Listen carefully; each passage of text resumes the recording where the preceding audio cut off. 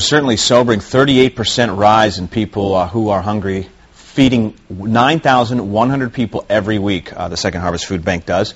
And the projected distribution, 6 million pounds of food this year.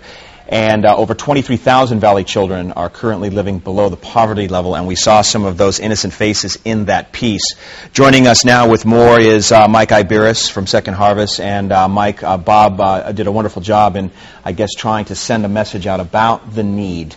Tell us a little more about how the economy is making things even worse this year.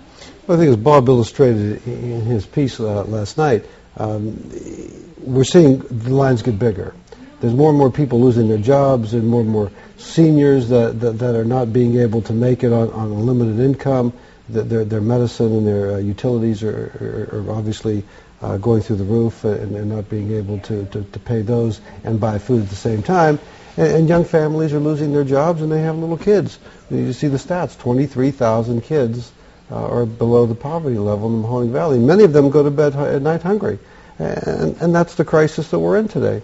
Is it silly to assume that when we're talking about helping this particular cause, that even the very little things can make a difference? Even if it's a question of the next time you're at the grocery store and you see one of those boxes, putting a can in, putting 2 cans in, I would imagine it all adds up. It does. As Vic Buck said on the tape, and he does a great job over there at the Difference Makers. One, of course, as you know, of 160 agencies that are out there. That little can of fruit, that little can of vegetables to a little kid, to a senior citizen, makes all the difference in the world. It's just incredible. To many of us, it's just another can of food. But to the people standing in line for hours to get a bag of food, it makes a big difference. As part of the fundraising effort, you're going to join Lauren and I tonight. We're going to be at the Columbiana County Sparkle. Tell me a little bit about tonight's event. Well, you guys have been graceful as usual. You're going to be there. You're going to be shaking hands. You're going to be meeting all your fans in Columbiana at the Sparkle.